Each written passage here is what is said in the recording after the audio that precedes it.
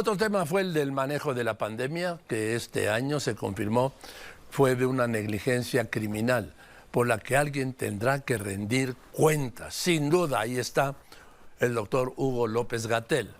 El 12 de febrero, el doctor Julio Frenk Mora, rector de la Universidad de Miami y exsecretario de Salud, me confirmaba que ya operaba una comisión independiente de expertos para evaluar las acciones del gobierno de López Obrador en la pandemia del COVID. Y ya adelantaba que era una obligación moral saber qué había pasado. ¿Qué es lo que van a investigar? ¿Cómo estás? Muy bien, muchas gracias. Es, como bien dijiste al principio, un ejercicio que es importantísimo hacer. En primer lugar, para tener la dimensión exacta de la magnitud, con datos objetivos. Segundo, para poder aprender las lecciones, porque va a haber futuras pandemias. Tercero, para honrar la memoria de toda la gente que sufrió tanto. No podemos simplemente decir 800,000 muertos y olvidarnos de ello. No podemos, tenemos una obligación moral de averiguar qué fue lo que pasó. Y cuarto, como un ejercicio de transparencia y rendición de cuentas que es esencial para la vida de una sociedad en un país democrático. Entonces, esos son los objetivos, es un ejercicio de varios meses, ya hay mucho trabajo avanzado.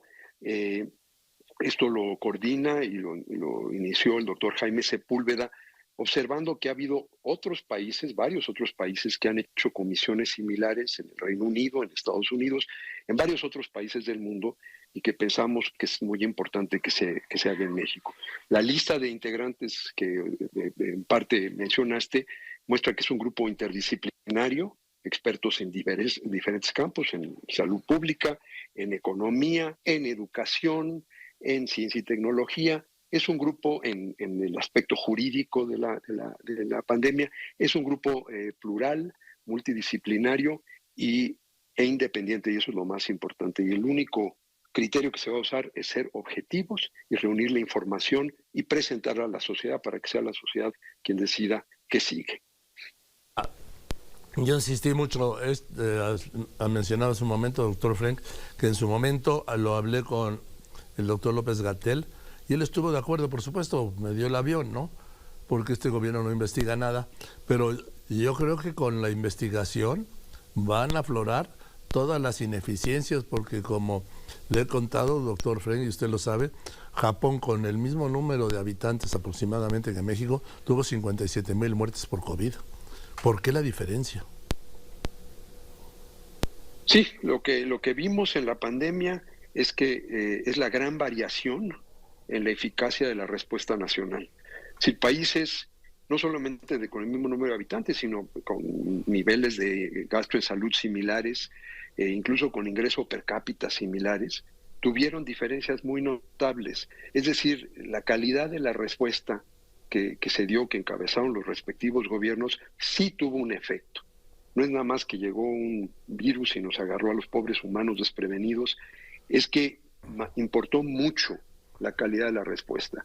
Y eso es lo que vamos a tratar de documentar, insisto, en una manera muy objetiva. Esto quiero subrayarlo, porque yo sé que de entrada van a haber descalificaciones, ese es el clima que se ha creado.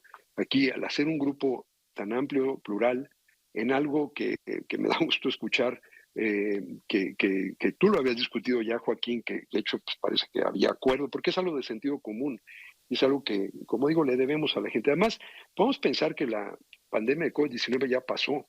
Pues no ha pasado. Hay 800,000 personas que murieron, que dejaron viudas, viudos, huérfanos. Ahí están, siguen sufriendo. Hay 215,000 niños que se quedaron sin sus papás y sus abuelos, que ahora tienen que enfrentar una vida muy diferente a la que hubieran tenido si no hubieran muerto sus seres queridos.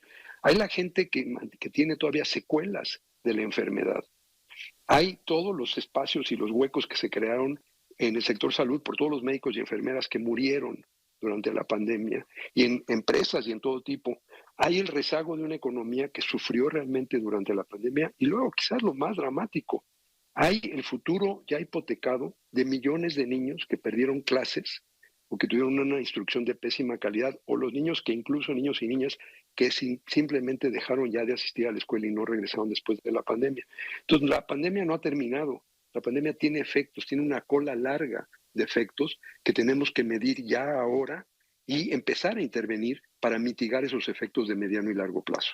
Además, doctor Frenk, se revisará, por ejemplo, el retraso en la consecución de las vacunas, el tipo de vacunas y luego el vacío que se hizo de prácticamente 3 años de que se registra o se decreta la alarma, la emergencia por el COVID, estoy hablando por ahí de marzo de 2020, doctor, que el gobierno autoriza que se traigan o que se importen o que privados compren las vacunas, creo que es la Moderna y la Pfizer, son las que se están vendiendo ahora, pero cuando ya pasó la emergencia, doctor.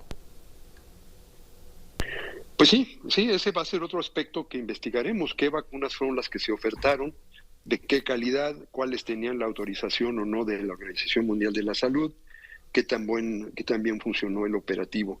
Pero es importante, aquí es muy fácil apresurarnos y tratar de borrar este pasado y decir ya salimos, no es cierto. No hemos salido y parte de eso son todos estos datos.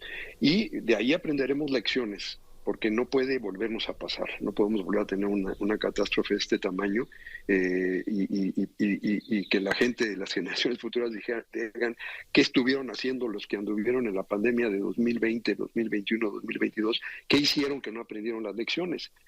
Se lo debemos a los que ya murieron y sufrieron, y se los debemos a las generaciones futuras, dejarles un mejor sistema de respuesta, de vigilancia, anticipación, prevención y respuesta a futuras pandemias.